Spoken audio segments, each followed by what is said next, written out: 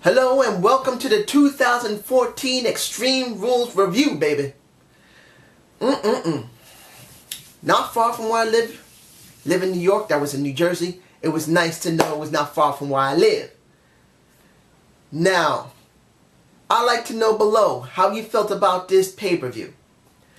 This pay-per-view to me felt like they wanted to really, well, normally the ones who really need to win don't. This entire show was covering absolutely everyone who needed to win in their category. I'm not saying it was great, all of them, but it was done the way it was done. Now, I'm starting with the thing that I love the most out of this show, the kickoff, which I had a problem seeing it because I checked on YouTube, didn't see it at all. I didn't see it. You guys tell me below if you were able to see it. I didn't see it. So I have to see it on a secondary site to try and see the kickoff because I didn't see it. I wanted to see the WLC match of El Tortillo and Hornswoggle, or I would call him Wee Man. I don't normally like Hornswoggle. I am sick to death of Hornswoggle. But it was actually nice to see him in a different type of situation. It was. I wouldn't mind, and I'm going to explain everything in a moment, but I would not mind seeing and I'm not insulting anyone who's a little person, but since they do call it midget wrestling, I would not mind seeing little people wrestling, or midget wrestling as it would be called, once every 4 or 5 months. I honestly would not mind it, because it's something we don't see anymore from WWE. We don't see it absolutely at all. We have El Tortillo and we have Hornswoggle. I would love it if the WWE brings in little people to do matches and do commentary as well as do the announcing. It was... Micro Cole was stupid. Wee BL, I believe that's his name. Epic. I love the hat. It was too small for his damn head. I was loving it. I didn't care who won the match. The way it went down, I didn't care if it was Hornswoggle or El Tortillo. I was thoroughly entertained. Even seeing Drew McIntyre go for a table, and he was not fond of going there. You going, oh, I don't want to do it. Runs to the end and then does the job. But he did not want to do it. But still, it was fun enough for me personally that I was happy. I didn't care who won. It was a good match. I enjoyed it. Now, the opening of the show. A triple threat elimination match. Rob Van Dam, Cesaro, and Swagger. Which, I was not fond of seeing this type of situation. I'm glad to see that it's possible Cesaro is going to have a feud with RVD. But my original hope was this, and I know this is stretching. If they had structured Swagger, the trucker, as I call him, properly enough, you could have easily gotten a pay-per-view that would have been interesting for both of them. But they did it on television, which I believe was a bad move. But seeing that they put RVD into the mix is not bad to see. I'm hoping that there will be a feud between these two, because they have some pretty good chemistry in the ring. After Swagger was gone, we know he's gone, we're not upset about it. I did enjoy RVD getting his ass handed to him.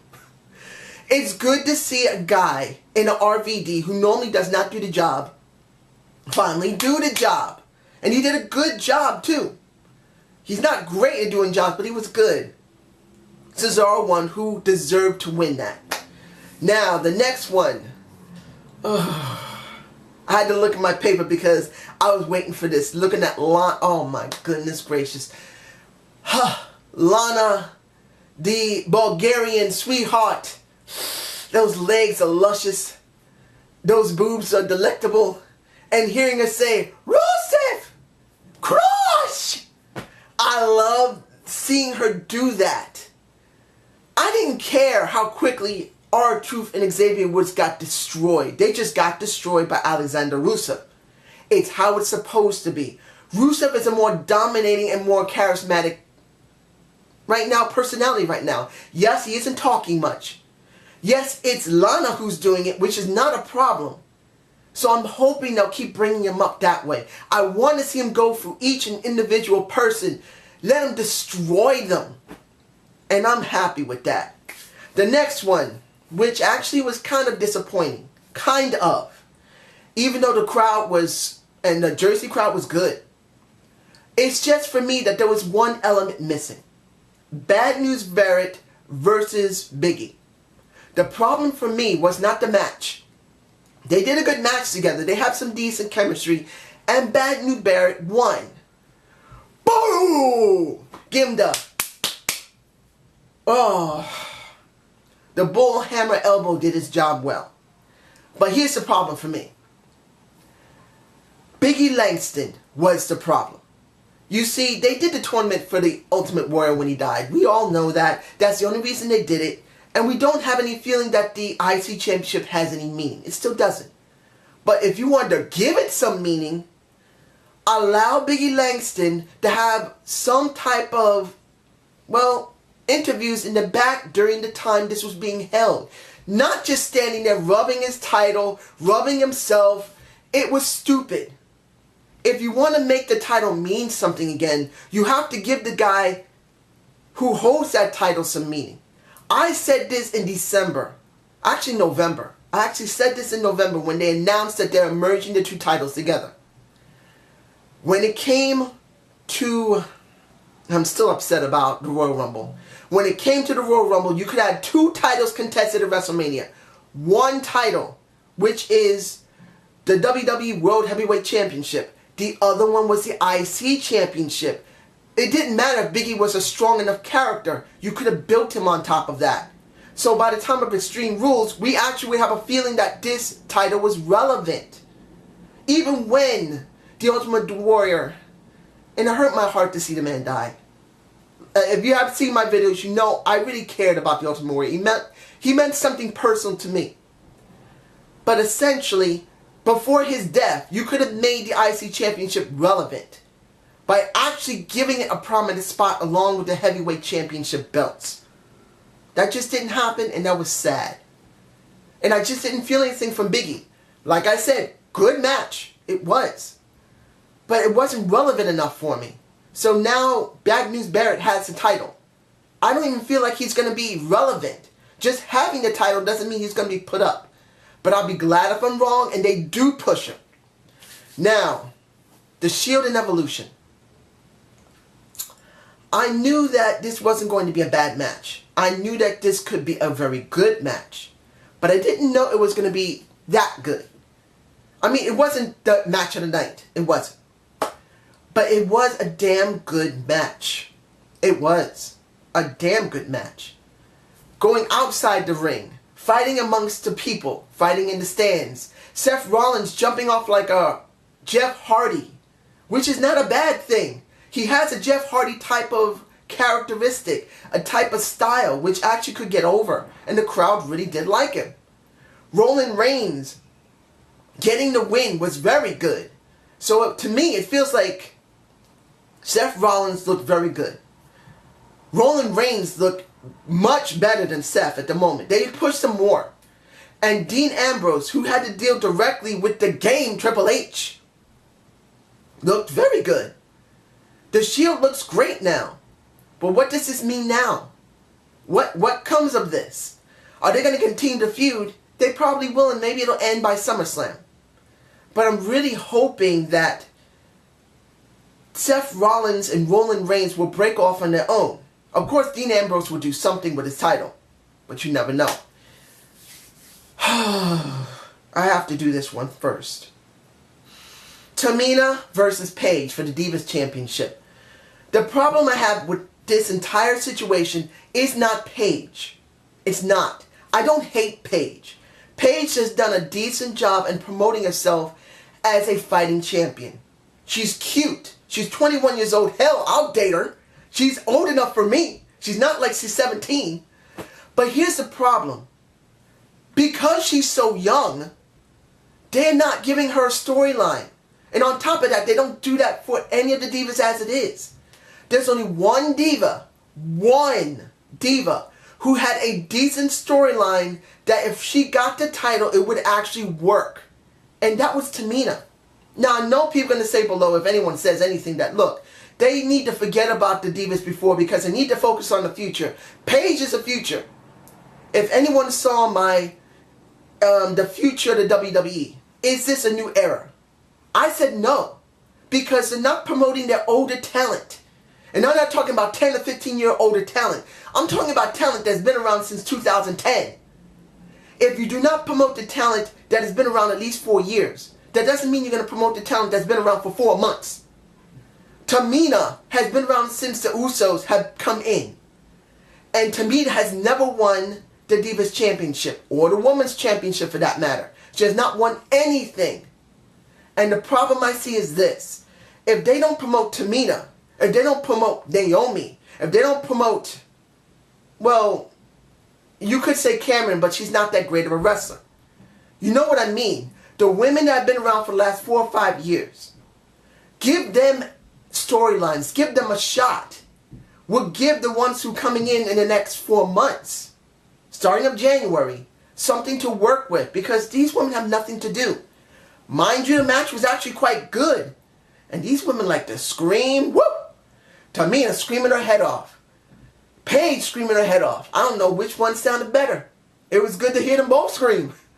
Paige doing that really good submission was alright.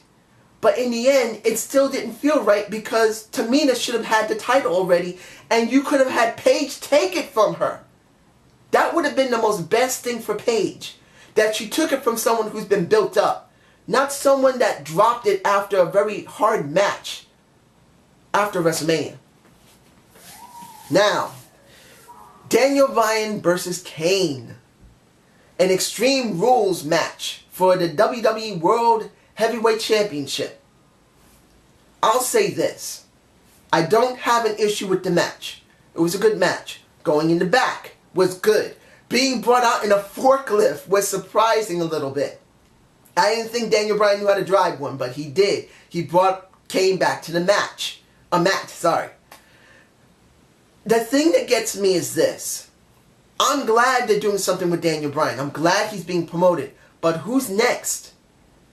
Who is strong enough to deal with a Daniel Bryan now that he has dominated over a Kane, for goodness sake, who has not been built very well at all? They threw him at him as vicious as possible to become interesting.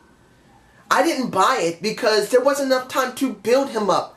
Making Kane super vicious sounds good on paper, but it isn't for anyone who recognizes that Kane was shit as a corporate entity. So now that you made Kane evil enough that he may be standing a chance against Daniel Bryan and he lost very well, who now? If the Shield is still dealing with Evolution, who is Daniel Bryan going to deal with now? I don't see anyone who's going to be dealing with Daniel Bryan that's going to be a strong enough of a heel. Unless you're going to form against a face. You're going to form against a Sheamus. You're going to form against ADR. That might be something. But then you have to build ADR up. And ADR sucks right now. Bray Wyatt is still going to be dealing with Cena, which I'll be getting to in a minute. So, who now? Last match. Cena versus Bray Wyatt in a steel cage. I'm going to be honest here. When I heard this was coming up, I didn't feel like Bray was going to win this. If he was going to win, or if Cena was going to lose, it would be some type of very screwy ending. Because I didn't think Cena would lose clean. I did not think Cena would actually just give it up. And actually he didn't. Don't get me wrong, the match was good. Even though you got Luke and Eric jumping up and down on the steel cage, attacking Cena, keeping him in the ring. It became a little repetitive. But it's not the point. It wasn't a bad 100% match. I was somewhat entertained. Now you could say, well, hey, the ending may have been screwy, but it was good.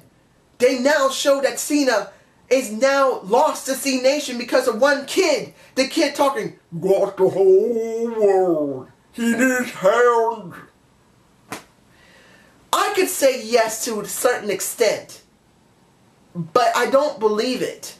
that Cena is going to feel like the C Nation's turned his back on him. Look, last Monday Night Raw, he acted like an idiot after he saw what happened with all those kids around the ring in black with goat faces. I didn't buy it then.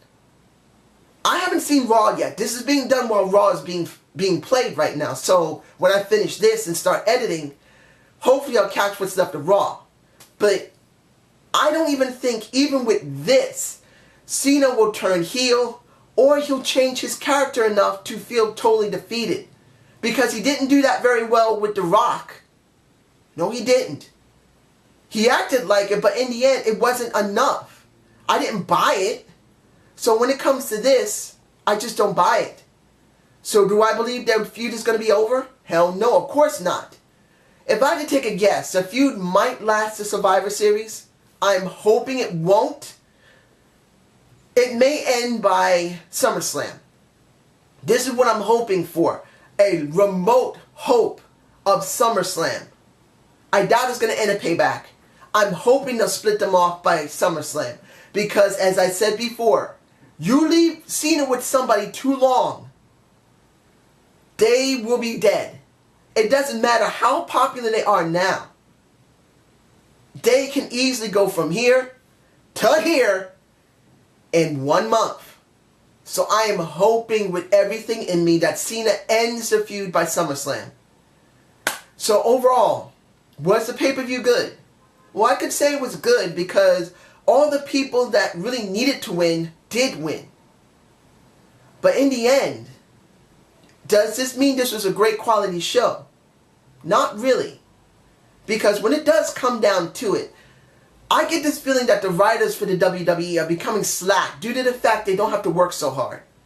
I just don't feel like they're writing really great material right now. And as I said before, I will say this one more time. The WWE is going to transition all their content from satellite, cable, and any other site to their own. In other words, all their content will be on their own site that you must stream. You have to see it that way. It is going to happen. When that time comes, and it will come sooner or later, the WWE is not going to be the same. If this is how I feel is going to happen, their writing is going to be destroyed when this happens. But maybe I could be wrong, and I hope things change. So I hope you enjoyed this review of Extreme Rules 2014. Please give me a comment below. Maybe once in a while give me a thumbs up, see if I'm doing anything right. And you guys have a good evening. Peace up!